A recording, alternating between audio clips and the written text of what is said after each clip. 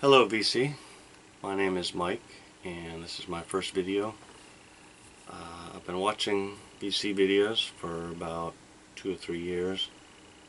I first came across them when I googled the name of my city and records. I was looking for a record store. My favorite record store in town had closed down about that time because the owner had died, and I was trying to see what was out there, and I found two interesting things.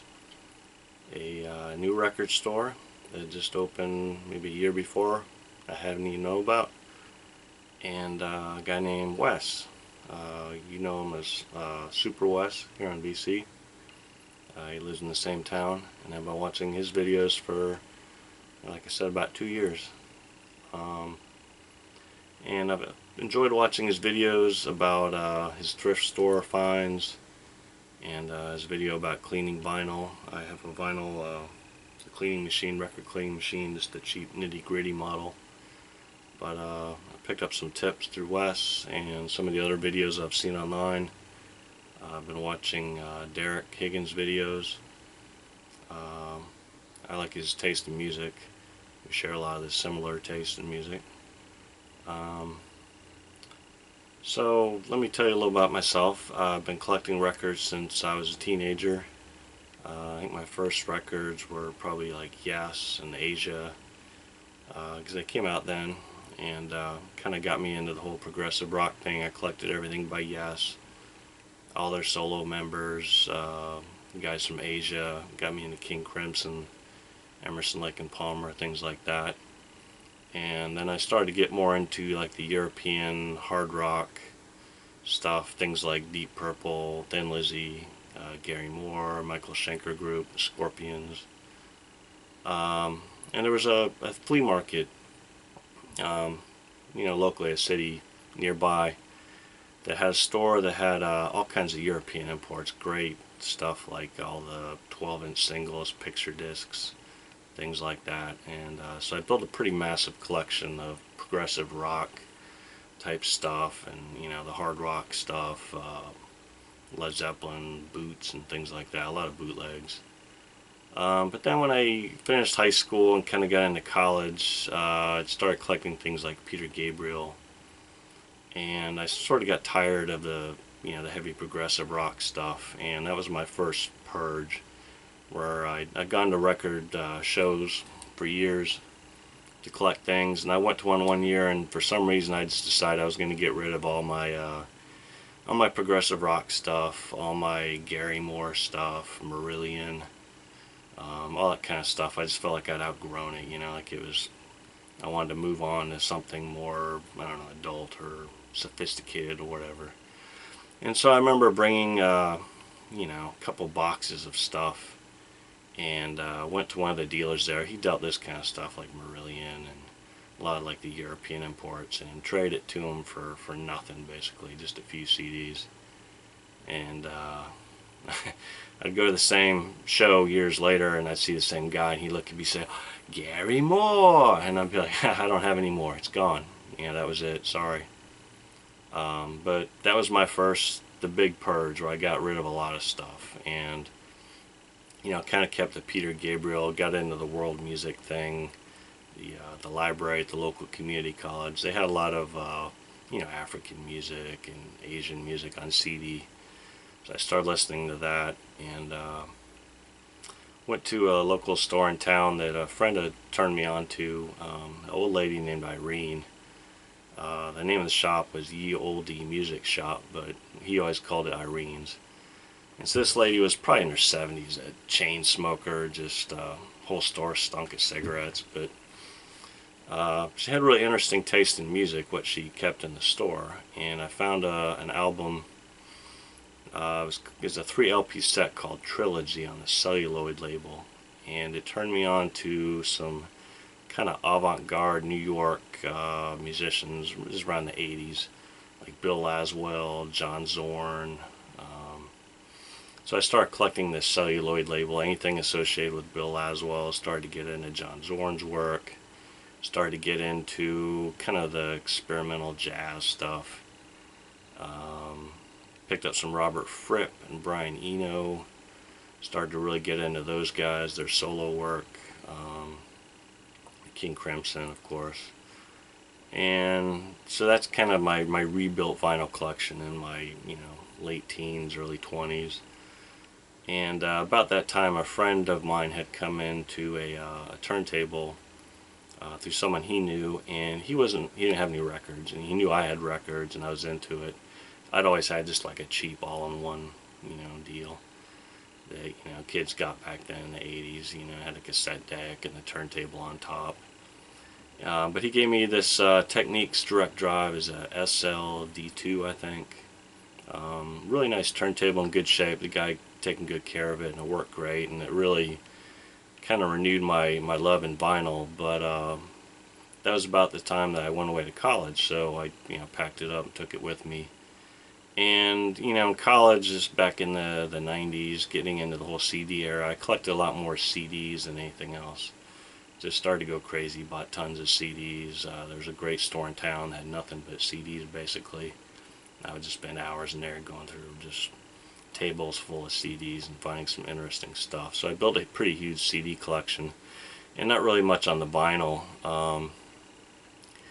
So that's kind of how it sat. I had my records, I didn't play them a whole lot. I always had the turntable, but I didn't play them much. I was mostly in the CDs, and I had a receiver from when I was kind of my late teens. It was like a Denon, like a cheap Denon, and it crapped out about, I don't know, 10 years ago. One of the channels just quit working, and so I just kind of, I just play my CDs through my computer with some, decent Bose computer speakers, and, that was kind of the state of my sound system then. And I'd poke in the record shops here locally, just, trying to find anything interesting, like Rare or something. I wouldn't really listen to it, but it'd just be nice to have in the collection. And just always thought, well, at some point down the road, I'll set up a good system and I'll listen to this stuff. Well, it was about 4 years ago. I was in one of my local shops, and the shop hadn't been doing well. This is before the vinyl resurgence, it seemed like, like before things really started to pick up about 3 or 4 years ago. And so the shop has kind of been struggling. It moved from location to location, like, more obscure locations, hard to find. And, he was starting to try to do some new things to generate interest, get people in. And I was in there one day, and he had a guy DJing. He had a couple Techniques turntables, 1200s. But he had another one out, a 1200, kind of sitting out for sale, and didn't have a price on or anything. And I'm kind of looking at it, and I said, what's the deal with this turntable? And he said, that's for sale. It's $300. And I thought, I didn't really want to spend $300, but it was a Techniques 1200. It was in really nice shape. And I asked him, what do you know about this? And he said, well, I know the guy who owned it, and he took very good care of it. I can vouch for that. And I said, okay. So I ran to the bank, got $300, came back, gave him $300 cash for it, and took it home. Well, it works great. I still have it. Haven't really had to do anything new to it. Replaced the cartridge, got a new cartridge, and kind of sparked my interest in vinyl. And then about the same time, I came across a Marantz receiver, nice 70s Marantz receiver, silver face, and fixed it up, put new lamps in it. I've been sitting in a paint shed upside down with cans of paint stacked on top, all dusty and dirty, and just neglected. And someone said, that's been here for years, someone just left it behind. So I took it home, cleaned it up, relamped it. Works great. Had to replace a cord on it. The cord got frayed. And then I had a system. I had the Marantz receiver, I had the Techniques 1200, and things started to come together. And about that time, like I said, I found this new record store in town. And the guy, I shop there all the time. He's got an awesome taste in music, brings in good stuff. He's always searching for great collections. And so, over the course of the past 2 years especially, I've been picking up a lot of good stuff, building the collection up, watching a lot of vinyl community videos, and just sparked my interest, and I've been shopping a lot. Not for expensive stuff really. I go to a lot of thrift stores. I've been sparked on by Wes. He seems to find a lot of interesting stuff at thrift stores locally. It's kind of weird seeing his videos and like knowing that we're in the same market and he's finding these things. So I'll run out to the store and be like, maybe I can find something, and occasionally I do.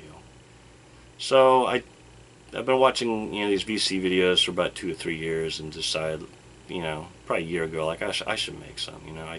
I should get in on it. I'm just interested to share what I find and talk about things I think about as I collect records and as I play them and clean the records and try to get rid of all the noise and the dirt. And so I finally, after hemming and hawing and thinking about it and not doing it, decided, okay, let's just do it. And so this is it. I'm going to start putting some videos up. I plan to talk about things I dig, going to thrift stores, antique malls, the local record store, especially digging through the dollar bin, getting on the floor, digging through all the crappy boxes that everybody usually ignores. I want to talk a little bit about my collection. You can see part of it behind me.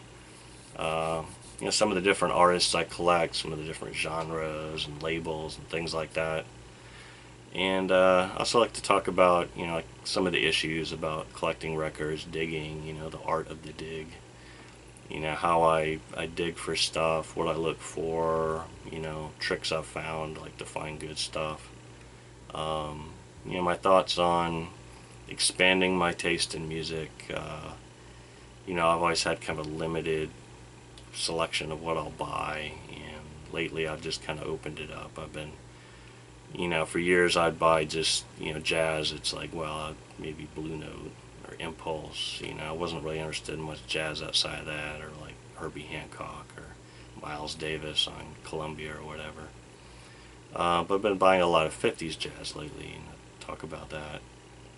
And talk about cleaning records, the struggles I've gone through. I have the cheap nitty-gritty vacuum cleaner, and it's definitely good for what it does, but I've kind of worked through different problems with it and to find the best way to do it. Picked up some things from Wes and some of the different videos online, the techniques they use, and kind of my feelings on the vinyl resurgence, especially reissues, the whole 180 gram vinyl thing, whether it's important or just a crock of crap.